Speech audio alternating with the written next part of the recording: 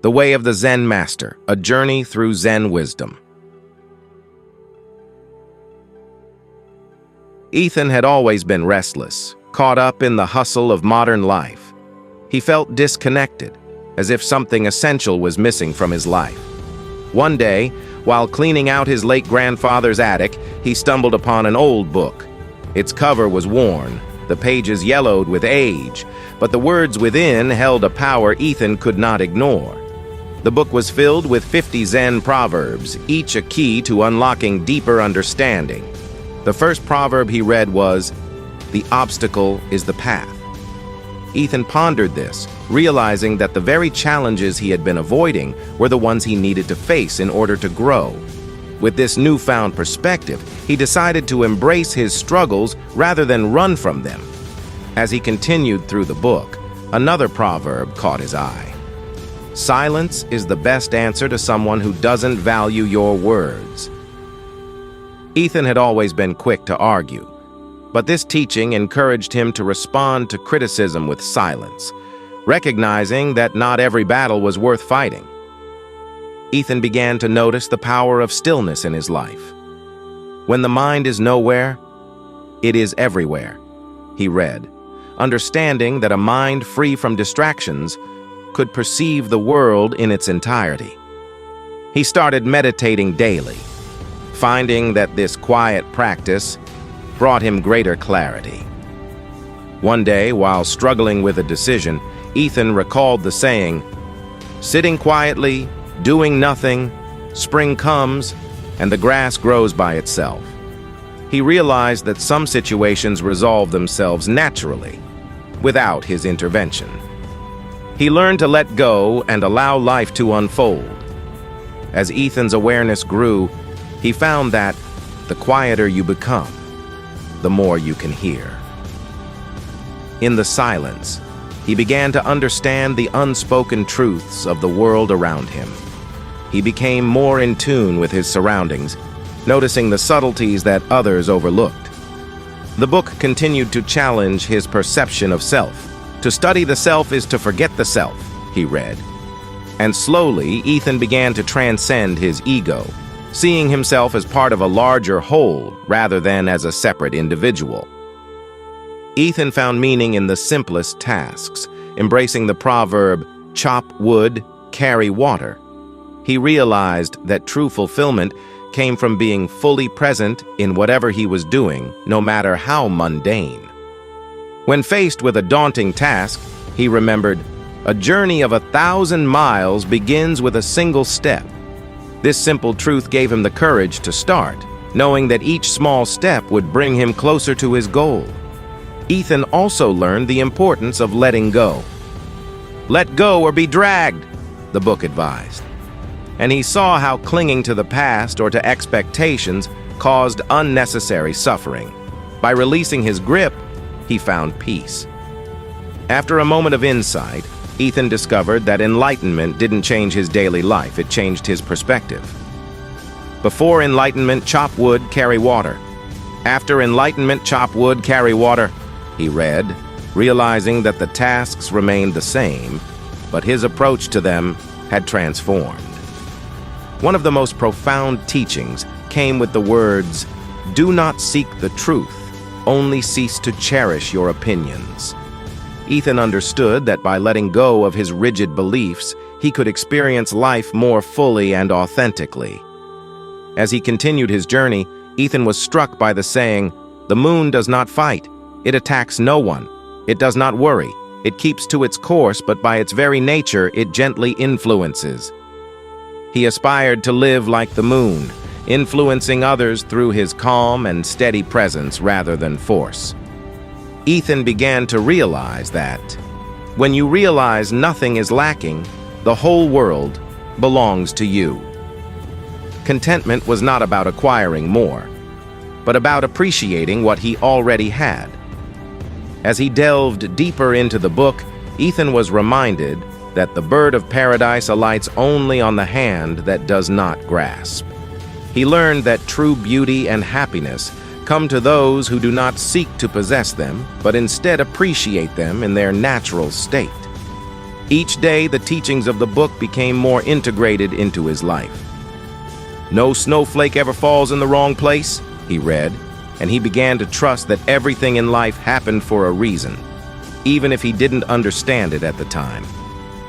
Ethan also learned to trust his inner guidance. Do not follow the ideas of others, but learn to listen to the voice within yourself, the book advised. He started making decisions based on his intuition rather than the expectations of others. Yet life wasn't always as Ethan wished it to be. "A flower falls, even though we love it, and a weed grows, even though we do not love it," he read, realizing that life unfolds independently of his desires, and acceptance was the key to peace. The concept of full presence became central to his life. "Wherever you are, be there totally," the book instructed. And Ethan found that by fully immersing himself in each moment, he experienced life more deeply. Even after achieving goals, Ethan understood that growth never stops. "When you reach the top of the mountain, keep climbing," he read, recognizing that there is always more to learn, more to experience. The book also taught him that the way is not in the sky, the way is in the heart. He learned that true paths are found within, and that by following his heart, he would always be on the right path. Mastery over his thoughts became a new goal for Ethan. "Be master of mind, rather than mastered by mind," the book advised, and he practiced controlling his thoughts rather than letting them control him. Ethan encountered many difficulties, but he remembered, "All things are difficult before they are easy." This gave him the perseverance to push through challenges, knowing that ease would come with time and practice. When Ethan faced a situation he didn't fully understand, he was reminded, to accept some idea of truth without experiencing it is like a painting of a cake on paper, which you cannot eat. He knew that true understanding could only come through experience. The simplicity of life became clearer to him as he read, "The meaning of life is just to be alive. It is so plain and so obvious and so simple." He realized that the purpose of life was to live fully without overcomplicating it. Zen, Ethan learned, was found in the everyday. Zen is not some kind of excitement, but concentration on our usual everyday routine. He embraced this idea, finding depth in the routine of daily life. Ethan also realized that if you understand, things are just as they are. If you do not understand, things are just as they are. Reality didn't change based on his understanding, but his experience of it did. The book taught him the importance of living in the present moment. Do not dwell in the past. Do not dream of the future. Concentrate the mind on the present moment. He practiced being fully present, finding peace in the now. Ethan also discovered that the harder you try, the more you are smothered by your own effort. He learned to approach life with ease, allowing things to unfold naturally rather than forcing them. In his daily activities, Ethan embraced the simplicity of when walking, walk, when eating, eat. He focused on doing one thing at a time, fully and with intention. As Ethan reached new heights in his personal growth, he realized that the only Zen you find at the top of the mountain is the Zen you bring with you. True peace came from within, not from external achievements. Making decisions became easier as he read, "A wise man makes his own decisions, an ignorant man follows public opinion." Ethan learned to trust his judgment rather than being swayed by others. The teachings also helped him understand that the greatest effort is not concerned with results. He focused on the process rather than the outcome, finding joy in the journey itself. Ethan became deeply aware of life's impermanence.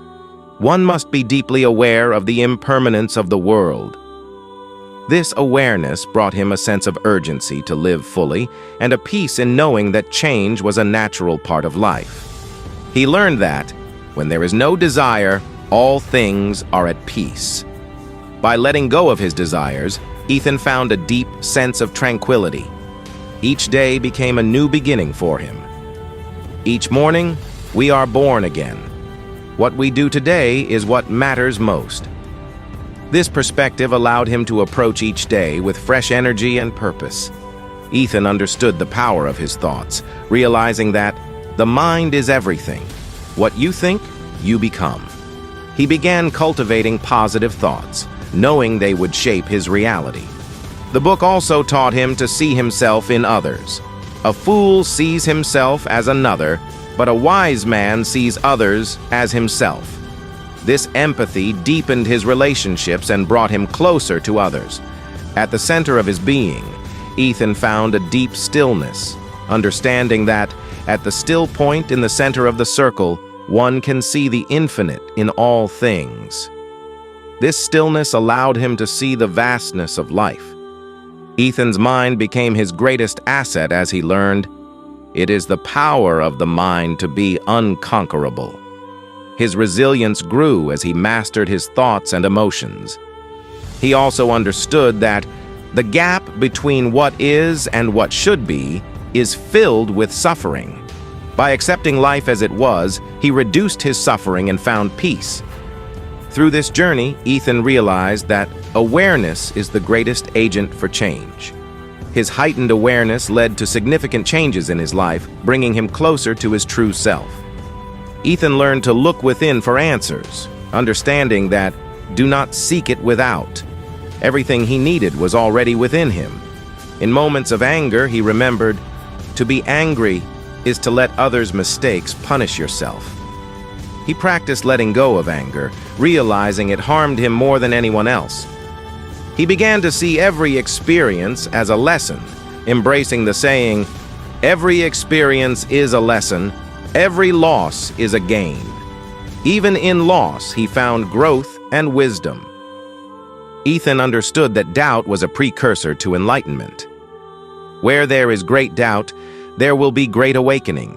Small doubt, small awakening. No doubt, no awakening. He welcomed his doubts, knowing they led to greater understanding. Finally, Ethan realized that the true miracle was not in extraordinary feats, but in everyday life.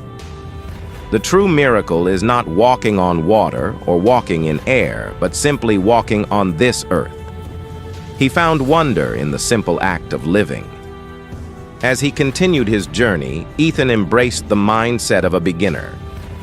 In the beginner's mind, there are many possibilities. In the expert's mind, there are few. This openness allowed him to see the world with fresh eyes. Ethan also found that relaxation revealed his true self. Tension is who you think you should be. Relaxation is who you are. By letting go of tension, he discovered his authentic self. In moments of harmony, he realized that when the shoe fits, the foot is forgotten.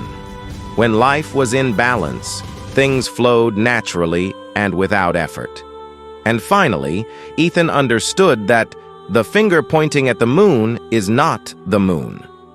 He learned not to confuse symbols with the deeper truths they represented.